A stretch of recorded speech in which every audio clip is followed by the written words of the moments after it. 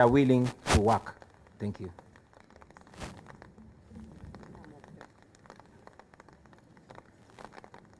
In the coming days, ladies and gentlemen, we shall unveil our manifesto, and we shall go ahead to paint a clear picture of that new Uganda that we dream of, that new Uganda that we believe.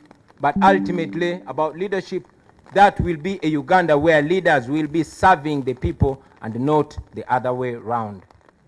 I tell you, my friends, that Uganda in our lifetime, and with your courage, with our sacrifice, and with the grace of God, we shall reach that new Uganda.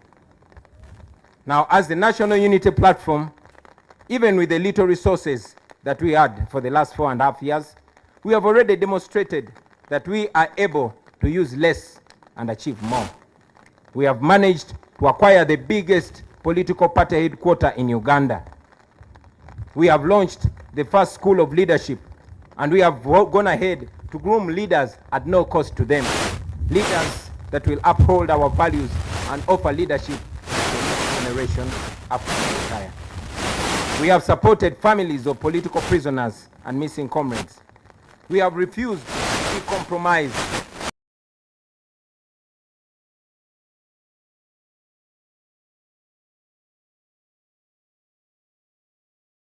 We have held onto our principles even when it has come at great personal cost. We have pursued and secured sanctions against those who steal from our people and against those who oppress our people.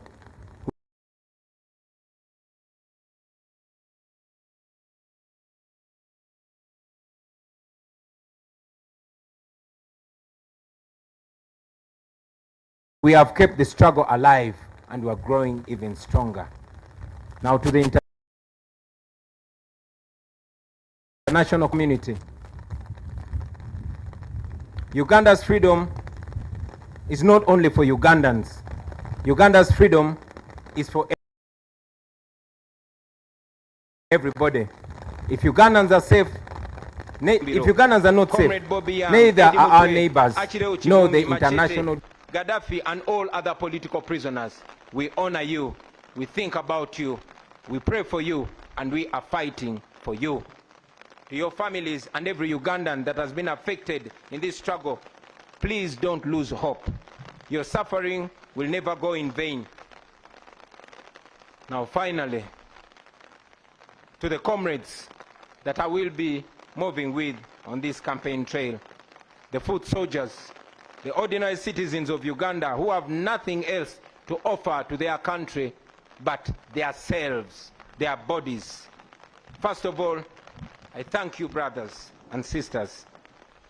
We have stood together through the tear gas, through the bullets, through the beatings, through the abductions, through the courts, through the prison walls, and through the funerals. You have been my shield. You have been my eyes. You have been my courage. You have been my strength. You have been my friends, my true friends. Today, as we go into what is likely to be an even more violent campaign, I will be relying on you, my friends. We are embarking on a long walk to freedom. Whatever lies ahead of us is going to test everything that we are and everything that we stand for. But I guarantee you, brothers and sisters, freedom will come at the end of the day, because after all, freedom never comes easy. Our grandparents shed blood for the independence of this country 62 years ago. Our parents shed blood for what they believed was a liberation 40 years ago. Our comrades in this very generation are in prison for this very struggle. They've shed blood for this struggle. Many of them are missing, and they don't even have graves for this struggle. Let us carry them in our hearts. Let us carry them in our minds. Let us do this in their name. Brothers and sisters, the same courage and discipline that has kept us going since 2017 should be the same courage and discipline to carry us through this campaign. Your duty in this campaign, I must remind you, will not be to protect me. Yes, your duty in this campaign is not to protect me. It is to protect yourselves. It is to protect each other. It is to protect those ordinary people that come to support us on our rallies. I request you to be vigilant in every village. You got global. You got global. You can order what you want. You can get what you need. You got global. You got it all. Order a global and receive it in minutes. Be careful, but don't show fear, because this regime wants us to be fearful. My brothers and sisters, I want you to understand what we are fighting for. We are fighting for a better Uganda. We are fighting for the farmers, for the border riders, for the young graduates who have no jobs. We are fighting for the ghetto people, those ghetto youth whose future is being stolen away in exchange for a few shillings. We are fighting for the ordinary children whose future is empty and we want to give meaning to.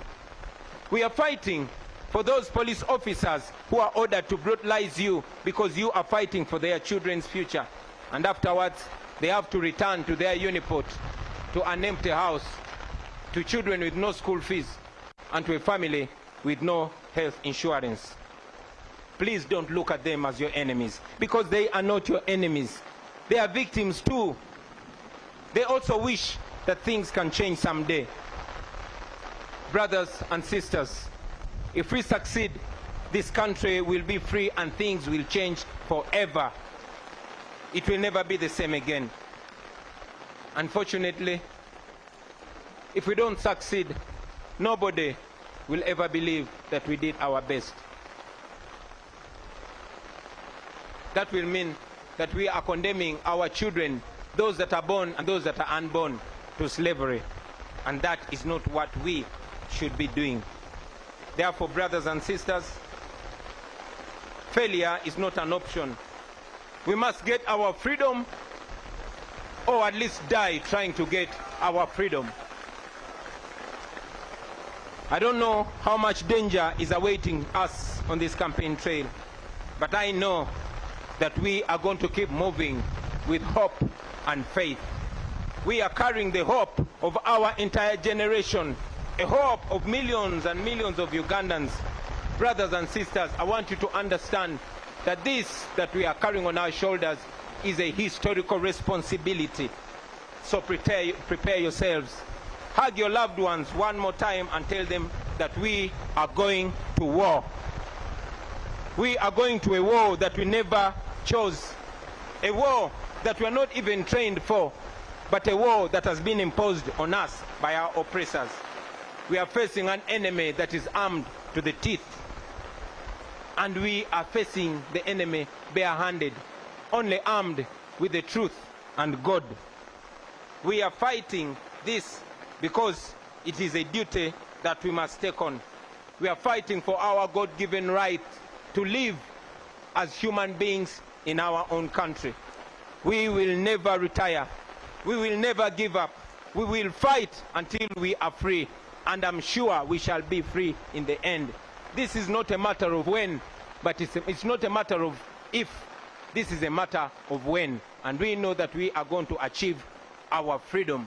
Brothers and sisters, I want to conclude by guaranteeing to you that are here with us and all Ugandans all over the world that in the end we shall be free. In the end, everything is going to be all right. And if everything is not all right yet, then that will not be the end. Thank you very much for God and my country. Thank you, candidates, for that address. Now, members of the press, the candidates team has said that it's going to do the version in Uganda at Natete and also answer the questions there. So given the environment, I don't know unless the candidate chooses. So that is the guidance from his team. Thank you very much.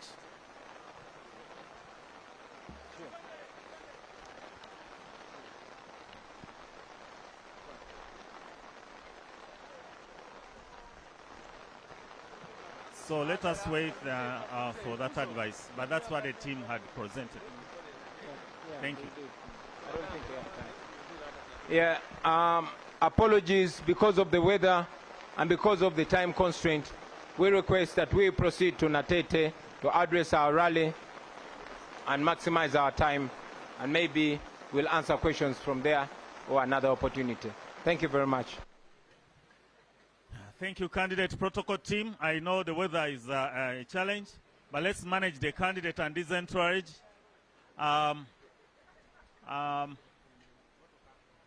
Please, protocol team, protect my microphone at the main podium.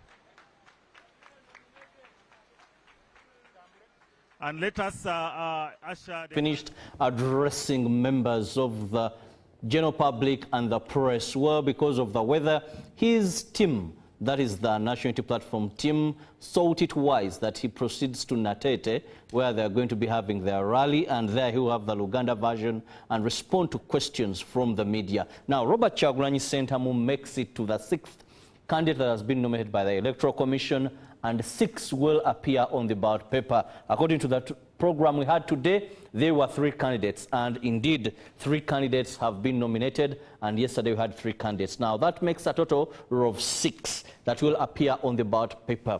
When we look at the laws, there are 2 days designated. Now this was the 24th, that was the 23rd and 24th. We can reliably say that yes, the day is closed as of now, and unless anything or any other communication, it is guaranteed that we shall have 6 candidates for 2026 general elections. And those concerned with gender, I must say, no lady has fulfilled the requirements of the Electoral Commission, despite the fact that a number of them picked nomination forms. But when it went to collecting signatures from at least a minimum of 98 districts, and of which every district you had to have 100 signatures. Now that makes 2/3 of the districts in Uganda. Unfortunately, we didn't have any of those. Now I'm here with a man who went through this process. He was nominated. He traversed the country. How he performed is not what, I'm not going to tackle that, because that is business for another day. Samuel Walter Lubega Mukaku. Your days things were slightly better, because you were given 2 vehicles. That is the vehicle of you, the candidate. Then you had the security vehicle. You presented a non-refundable amount of money of 8 million. Then you got 20 million. You had a longer campaign trail time. This time they are doing it from the 29th of September up to the 12th of January, that is 2026. What do you make of this time around the events in terms of what is required of you and the time frame that is given? Thank you very much. I want to congratulate the candidates that have been duly nominated. And like I said at the beginning, regardless of what our views or vision and what we think should be done, we wish them the best, the very best. And Ugandans to go through this campaign season alive and with their human dignity and the rights respected. That's our wish. You said that things then were better. No, they were worse. Some certain things have improved. Others have remained the same. But also new dubious management aspects of the elections have been generated, which are almost tantamount to what we call gerrymandering, certain new forms of rigging. But again, technology has also improved. Improved in real terms and real time, but also the Electoral Commission has also tried to do things better, to get itself engaged with the technology. Now, in the interest of time, I would have loved to know more of your story, but of course time matters so much. Let's just head to Robert Kyagulanyi's speech. Now, when you look at this, he moves on the theme of new Uganda.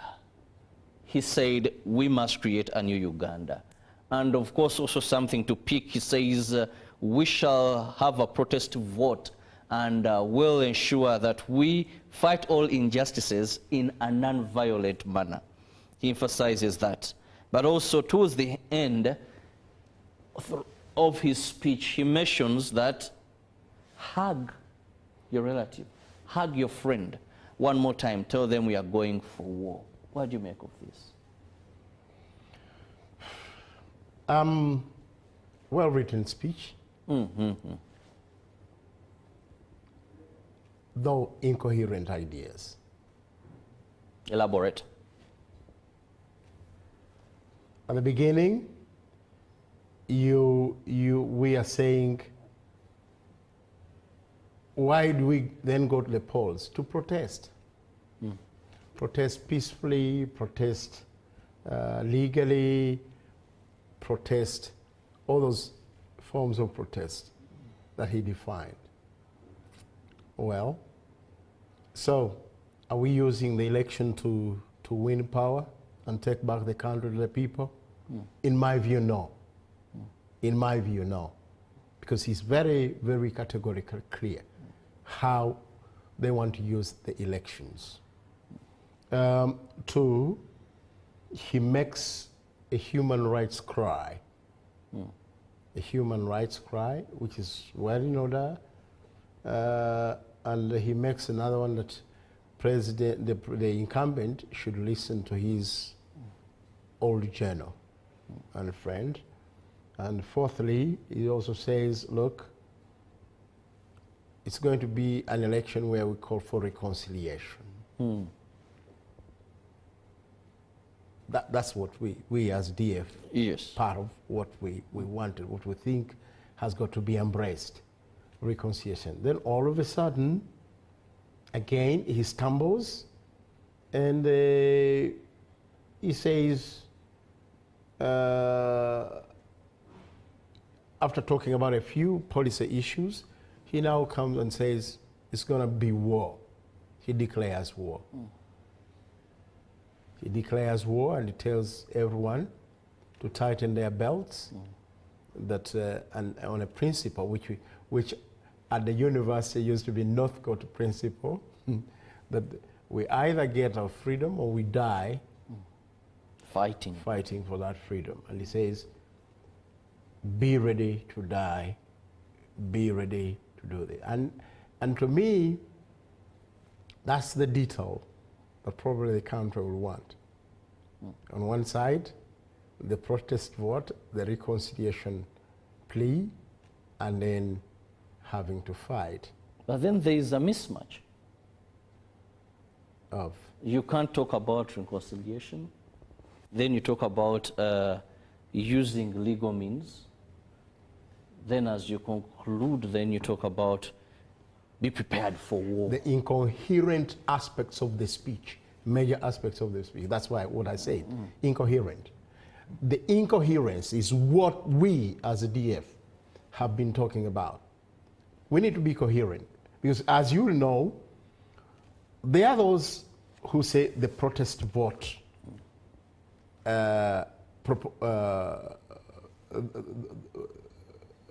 proponents.